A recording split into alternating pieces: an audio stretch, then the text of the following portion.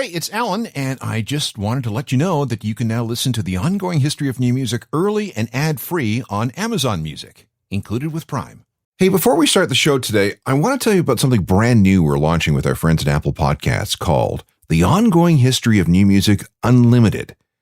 For $3.49 a month, $3.49, which is less than the price of your morning coffee, you can now get access to the full archive of our shows ad-free. Plus, you'll get brand new episodes 2 days early and special bonus episodes. It's Ongoing History Unlimited, and it's available right now, only on Apple Podcasts. I get a lot of email from young musicians looking for advice, and they all ask pretty much the same questions.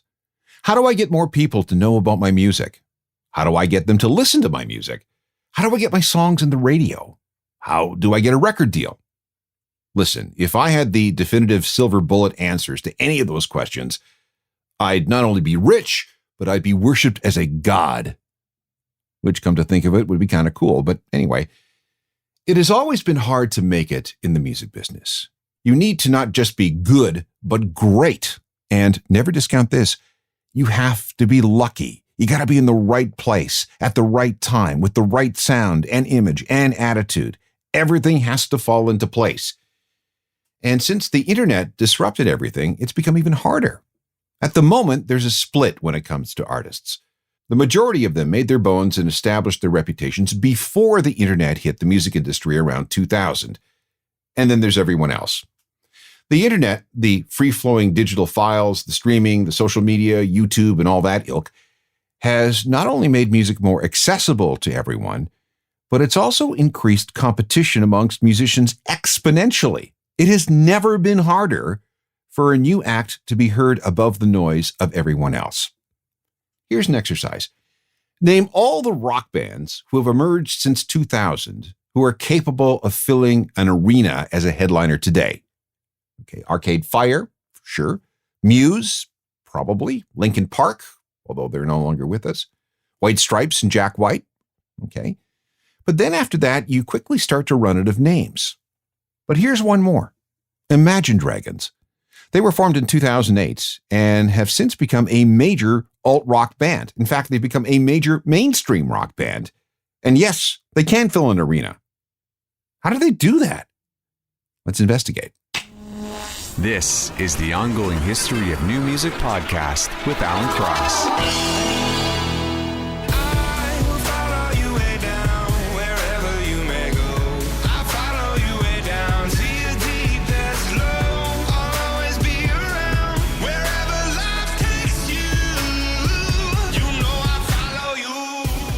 Imagine Dragons from their 2021 album Mercury Act 1. That was the first of 4 singles from that record and was inspired by singer Dan Reynolds getting back together with his wife after being separated for 7 months. Hello again, I'm Alan Cross, and this show will explore how Imagine Dragons managed to defy so many odds in rising to stardom. Not only are they capable of filling arenas as a headliner, they are streaming monsters, one of the few alt-rock acts that do well in the Spotify Top 200. We're talking over 74 billion global career streams. 4 of their songs have been streamed more than 1 billion times each. And that's in addition to selling 46 million albums and 55 million singles. Imagine Dragons are considered such a hot property that a company called Concord Music Publishing bought the Imagine Dragons catalog for something more than $100 million back in 2020. So that means while the band doesn't control their old music anymore, at least music that was released before August of 2020, they have $100 million to do with as they please. And they're free to earn more money in any new music they release, like the song we just heard. We'll come back to that whole catalog sale thing in just a bit. And if you think you don't like Imagine Dragons, that's fine. But hear me out and see why they at least deserve our respect and what they did to overcome the odds and become such a major act in the era of the internet. First of all, where did these guys come from? Well, let's start at the beginning, and that means singer Dan Reynolds. He was born 7th in a 9-child Mormon family in Las Vegas. And talk about a good kid. He got along well with his parents. He was an Eagle Scout. He was the quarterback of his high school team. And in his late teens, he went to work as a full-time missionary for 2 years. Up at 6:30, exercise, Bible study, and then out knocking on doors all day until about 9. And during that time, he was allowed a whopping 2 phone calls home each year. He could call on Mother's Day and he could call on Christmas. That's it. As a good Mormon, he went to Brigham Young University for a while and was an excellent student. And this is where Imagine Dragons was formed. This was 2008. Before we go any further, here's something you need to know about Dan. When you're an artist, you live to create art. You're not in it necessarily for the money or the fame, or at least you shouldn't be, because there's something inside you that demands that you must create. And this was Dan's situation. He was a great student. He was a guy with discipline and someone who could have gone on to a career in business with an MBA, but he did not. He realized that he had to be a professional musician. So he put all his energies, all his focus, and all his discipline into that. First into this new band was fellow BYU student drummer Andrew Tolman. Then came Andrew Beck on guitar, a guy named Dave Lemke on bass, and a pianist named Aurora Florence. They started entering Battle of the Bands contests and won more than a few of them. They also released an EP in 2008 called Speak to Me. And I think a listen to a song from this record would be instructive. I just want you to prepare yourself because, well, you'll see.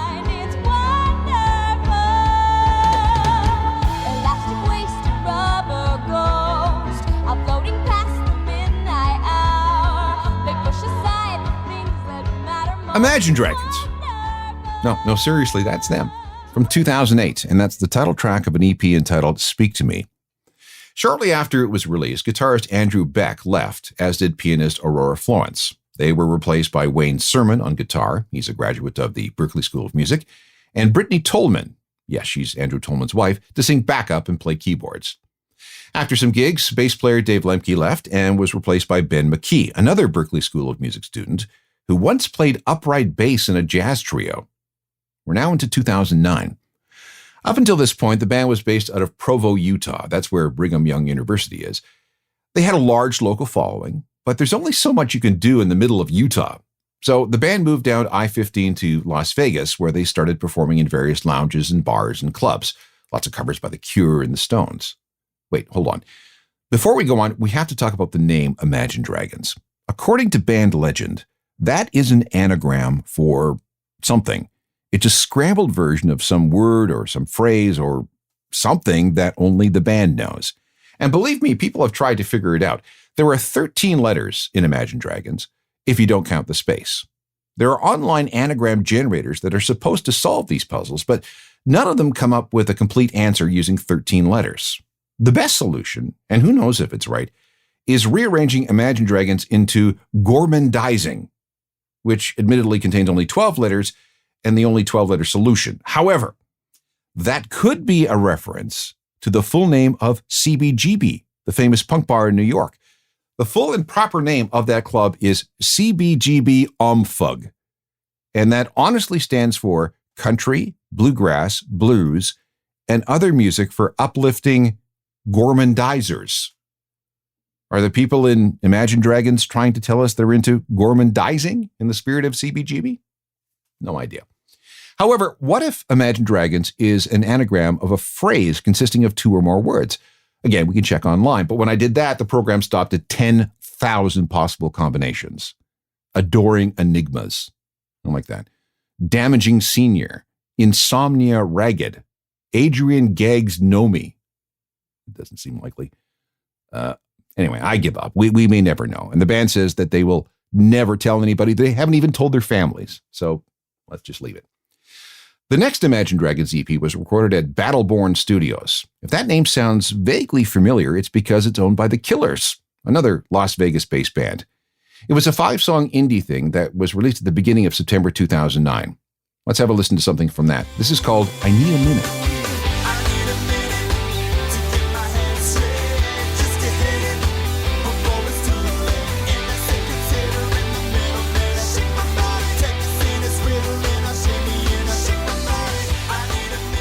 Imagine Dragons didn't wait long before releasing a third EP. It took only 7 months, and it too was recorded at the Killer Studio. And it also featured 5 tracks and was released on March 12th, 2010.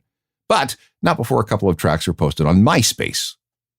Yeah, my MySpace. That seems so quaint now. Anyway, let's sample that. You can hear the band's sound starting to come together. This is called All Eyes.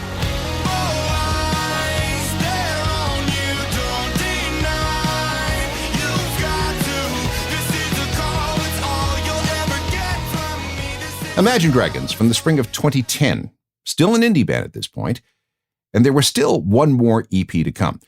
That fourth indie EP was released almost 1 year to the day from the last one. 8 songs this time, all recorded in a recording studio inside the Palms Hotel. It came with a bunch of videos, and this song, written when Dan was suffering from depression, became a local hit on Las Vegas radio. It's the title track of the EP, It's Time.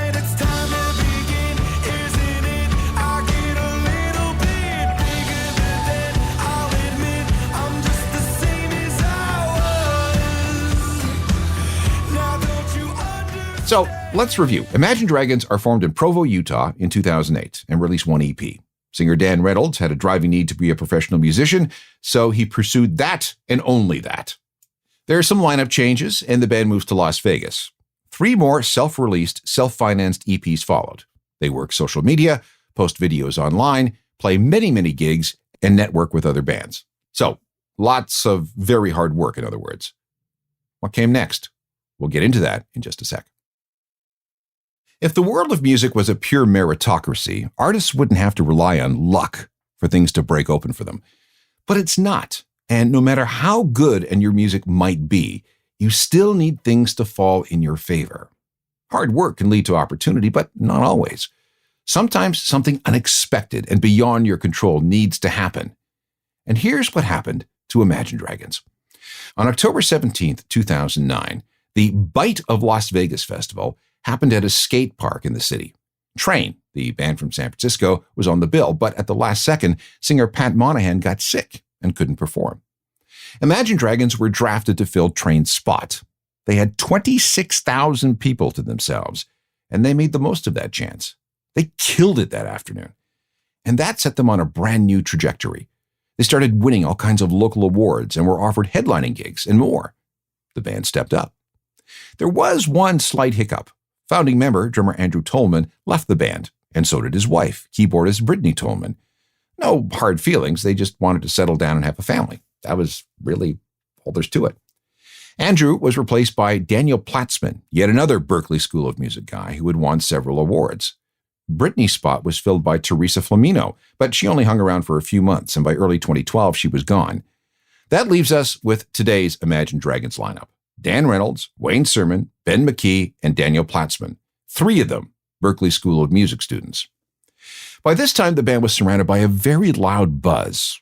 Record labels started sniffing around, and in November 2011, Imagine Dragons signed with Interscope. The first thing they released under that deal was another EP, and this is when things really started blowing up. The first track on this new 6-track EP, which was called Continued Silence and came out in February of 2012, was this one.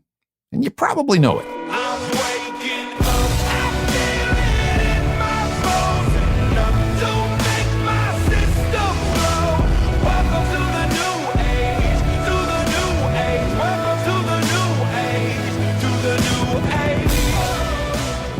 A song inspired by when Dan Reynolds lost his faith in Mormonism. A major hit and one of 3 singles from that EP. Now, it wasn't an immediate hit, but it did stay on the singles charts for 87 weeks, a new record at the time. And at 3 million copies sold, that single was one of the biggest selling rock songs in history, according to SoundScan. That EP was a warm-up for the debut album, which they called Night Visions. That appeared 8 months later. 6 of the 11 songs were taken from previous EPs. It debuted on number 2 on the American album chart, selling more copies in its first week than any other rock album since 2006. It would stay in the top 10 through 2012, 2013, and 2014. It also went top 5 in Canada, the UK, Ireland, Mexico, Australia, Norway, Portugal, the Netherlands, and New Zealand. 7 million copies sold worldwide, a huge number for a record released in the age of streaming. Night Visions was also the most streamed song on all of Spotify in 2013, and Radioactive would go on to win a Grammy for Best Rock Performance. Demons, another single from that album, did almost as well. It stuck around on the top 100 for 61 weeks. It's apparently the 8th most downloaded song in rock history.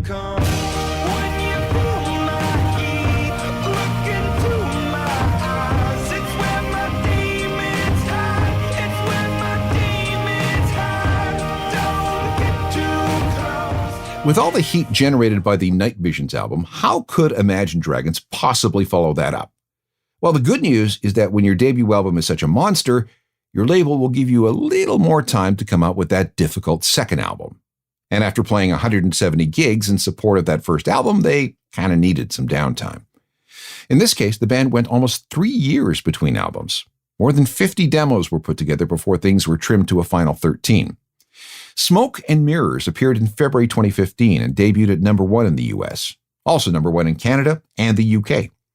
This was helped by a massive promotional push, which included flying fans to see the band in tiny clubs, taking over all the screens at Hard Rock cafes worldwide, and a scavenger hunt involving clues hidden in the album artwork. This was the first single. It's I Bet My Life. So I bet my life, I bet my life, I bet my life on you. I bet my life, I bet my life, I bet my life. Sales for Smoke and Mirrors was a fraction of what Imagine Dragons saw for Night Visions, but that didn't really matter because they were streaming so much. Again, they were the most streamed rock band on the planet. And we're not just talking about hundreds of millions of streams, we're talking billions. And Imagine Dragons are just 2 albums into their career. We'll keep going right after this. The third Imagine Dragons album was called Evolve. It appeared in June 2017. Had the band evolved into something blatantly commercial? Had the band found that formula and were sticking with it? Okay, valid points. But if you're pushing for success and you have a fan base that loves what you're doing, you keep doing it. Or maybe it's that Imagine Dragons found a unique sound in a very crowded space, one that combines elements of rock and pop and hip hop and electronic music in a way that somehow manages to please a lot of people. This single, which was another monster, has medical origins. Dan Reynolds suffers from a type of arthritis called ankylosing spondylitis. It affects the joints of the spine and can also extend down to the hips and into the shoulders. You get stiffer and stiffer over time, and it can be very painful. Dan wrote this song as a way of pushing himself through that pain. It's a pep talk to himself that he says, you can do it. Now that you know that, listen carefully to the lyrics.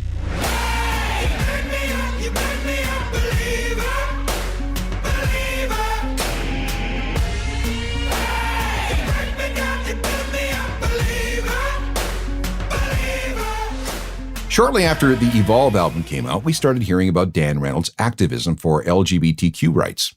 Some find this rather interesting. You know, a straight married guy in his 30s, a former Mormon missionary with 3 kids, going to bat for this particular community. He's the head of a foundation and music festival called Love Loud that has raised over $1 million for LGBTQ-related organizations. In the process, he's endeared himself to many, but also alienated the band from those on the right. He's faced angry pushback, ranging from parents who won't let their kids listen to Imagine Dragons anymore to something vicious and violent. But he's on a mission.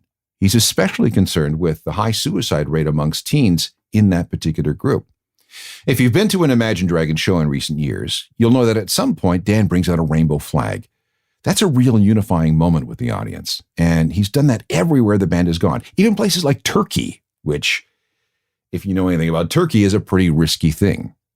He's also done it in Utah, where the Mormon church isn't really down with gay people who are out. The church seems to be the target of a lot of Dan's messaging. He's actually forced the Church of Jesus Christ and Latter-day Saints to issue statements regarding what Dan has had to say. After all, it is possible that Dan is the most famous Mormon in music right now. Let's get a song in here from the 4th Imagine Dragons album. It's called Origins, and it showed up on November 9th, 2018. The first single was Natural.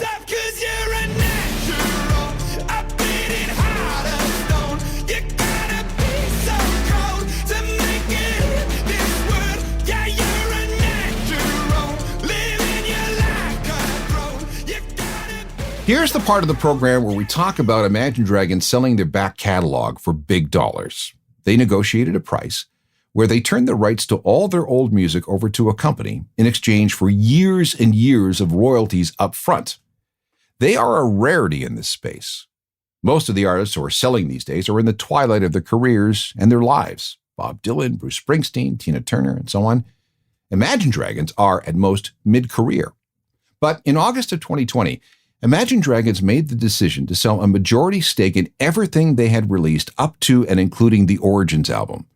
The actual sale price hasn't been disclosed, but it's widely assumed to have been somewhere north of $100 million US. The purchasing company, Concord Music Publishing, now has to find a way to not only make all that money back, but to also turn a profit for its investors. And Concord believes that Imagine Dragons are a safe bet, that the band still has a long lifespan ahead of them. Again, 46 million albums, 55 million singles, 74 billion streams. That's steady revenue, and big revenue too. And beyond sales and streaming and radio airplay and TV commercials and movie soundtracks and video games, there are opportunities for money from TikTok, licensing to platforms like Peloton, and anything else that has a need for proper music in order to conduct their business. In addition to that rumored $100 million, Imagine Dragons will still get to keep any money they make from any music released after Origins. Meanwhile, they never have to worry about money again, and they're able to make other investments. They've got money to spend on, let's say, activism, and they'll be able to go deeper with philanthropy, something in which they've already been engaged. Cancer causes, anti-violence groups, Amnesty International, school music programs, support for refugees through the United Nations, scholarships, and more. And by taking all that money up front, they also saved a huge bundle on taxes. So, a nice deal if you can get it. Here's a single from the fifth album, a record that falls outside the Concord deal, so they're still making money from this. The song was inspired by the death of Dan's sister-in-law, a sudden passing due to cancer. It's called Wrecked. Sometimes I wish that I could wish it all away. On my rainy day without you. Sometimes I wish that I could see you on my day. Like I said at the beginning, Imagine Dragons are a unicorn in the world of rock, a band who has emerged since streaming took hold, but can still sell records by the millions and fill arenas. They've managed to do this by dint of good songs, hard work, serious discipline and commitment, social media outreach, and luck. And they've been giving back in serious, meaningful ways with charity and activism. Not your average band, right? Hundreds of these programs are available as podcasts. All you have to do is download and go from your favorite podcast supplier. I'm also all over Facebook, Instagram, Twitter, and TikTok. And if you need a daily hit of music news and information, there's my website and its free newsletter. Go to ajournalofmusicalthings.com for more. For email, use alan@alancross.ca. Technical productions by Rob Johnston. I'm Alan Cross. You've been listening to the Ongoing History of New Music podcast with Alan Cross. Subscribe to the podcast through iTunes, Google Play, Stitcher, Spotify, and everywhere you find your favorite podcasts.